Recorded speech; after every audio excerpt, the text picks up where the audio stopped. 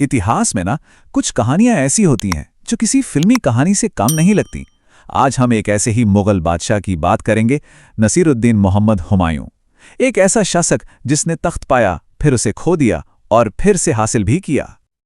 और यही सवाल है जो पूरी कहानी को बहुत दिलचस्प बना देता है। सोचिए, एक बादशाह जो 2 बार हिंदुस्तान की गद्दी पर बैठा, आखिर उसकी किस्मत में लिखा क्या था? चलिए पता लगाते हैं। देखिए, हुमायूं की जो कहानी है ना, वो कोई सीधी सादी लाइन नहीं है। पहले 10 साल राज, फिर 15 साल का एक लंबा गैप, एक लंबा वनवास समझिए, और उसके बाद सिर्फ 1 साल का शासन। ये जो 15 साल का खालीपन है ना, असल में यही उसकी जिंदगी की सबसे बड़ी और सबसे ड्रामेटिक कहानी है। तो कहानी शुरू होती है साल 1530 से, जब मुगल साम्राज्य के संस्थापक बाबर की मौत हुई। तो उनके बाद उनके बेटे हुमायूं ने दिल्ली की गद्दी संभाली। अब देखिए, विरासत में साम्राज्य तो बहुत बड़ा मिला, पर वो सच में कांटों का ताज था। राजनीतिक तौर पर बिल्कुल अस्थिर, और चारों तरफ से दुश्मन घिरे हुए थे।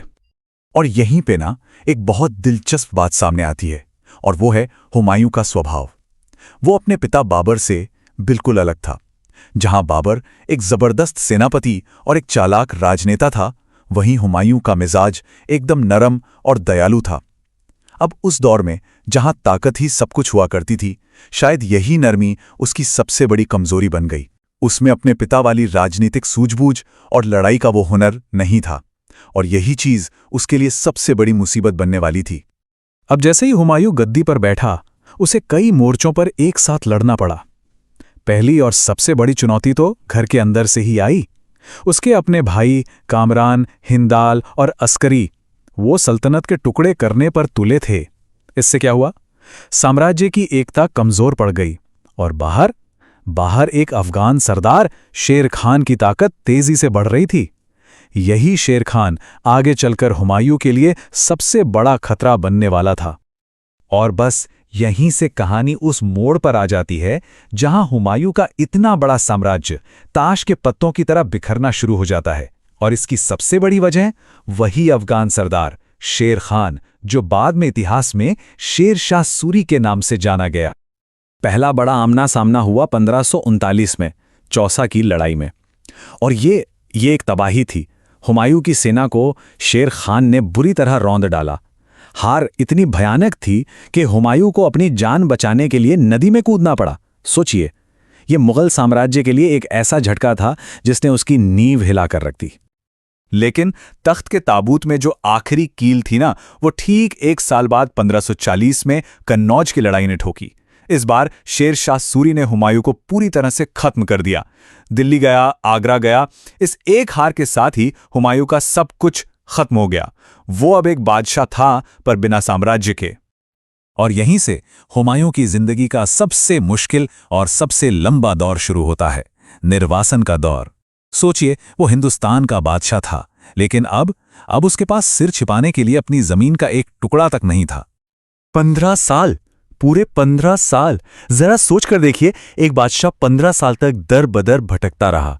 इन सालों ने उसके सब्र का इम्तिहान तो लिया ही, लेकिन शायद उससे वो मजबूती भी दी जो पहले उसमें कभी थी ही नहीं। इस मुश्किल वक्त में उसने ईरान के शाह तामास के पास जाकर पनाह ली। लेकिन ईरान में रहते हुए भी हुमायूं ने हार नहीं मानी। उसने वहां के शाह से मदद मांगी, और उसे मिल भी गई। इसी मदद के दम पर उसने अपनी सेना को फिर से तैयार किया, और तभी मानो किस्मत ने दरवाजा खटखटाया हो। उसका सबसे बड़ा दुश्मन शेर शाह सूरी एक हादसे में मारा गया, और उसके बाद जो गद्दी पर बैठे वो बहुत कमजोर निकले। बस हुमायूं को अपना खोया हुआ साम्राज्य वापस पाने का एक सुनहरा मौका साफ साफ नजर आने लगा। तो अब कहानी पहुंचती है उस सबसे रोमांचक मोड़ पर, जहां 15 साल भटकने के बाद हुमायूं हिंदुस्तान वापस लौटने का प्लान बनाता है। मकसद सिर्फ एक, जो कुछ भी उसने खोया था उसे फिर से हासिल करना। लेकिन सवाल तो यही था है ना, कि क्या 15 साल बाद वो उस बिखरे हुए साम्राज्य को फिर से जीत पाएगा? क्या किस्मत इस बार उसका साथ देगी? और इसका जवाब था हाँ। साल 1555 में हुमायूं ने दिल्ली और आगरा दोनों पर दोबारा कब्जा कर लिया। 15 साल के लंबे थका देने वाले संघर्ष के बाद वो एक बार फिर हिंदुस्तान का बादशाह था। ये उसकी जिद की जीत थी, उसके सब्र की जीत थी। अब लगा कि चलो, कहानी का एक हैप्पी एंडिंग हो गया। हुमायूं ने अपनी खोई हुई सल्तनत वापस पा ली थी। लेकिन किस्मत को शायद कुछ और ही मंजूर था। इतनी मुश्किलों से वापस पाया गया ये राज बहुत ही छोटा, बहुत ही ज्यादा छोटा साबित होने वाला था। और यही इस कहानी का सबसे बड़ा, सबसे हैरान करने वाला ट्विस्ट है। तख्त पर दोबारा बैठने के सिर्फ 1 साल बाद 1556 में हुमायूं की दिल्ली में अपने ही पुस्तकालय शेर मंडल की सीढ़ियों से गिरकर मौत हो गई। सोचिए, जो बादशाह बड़ी बड़ी जंगों से बच निकला, 15 साल के वनवास से बच निकला, उसकी मौत एक मामूली से हादसे में हो गई। एक इतिहासकार ने हुमायूं के बारे में क्या खूब लिखा है कि वो जिंदगी भर लड़खड़ाता रहा और लड़खड़ाते लड़खड़ाते ही जिंदगी से चला गया। और ये एक लाइन उसकी पूरी जिंदगी की कहानी बयां कर देती है।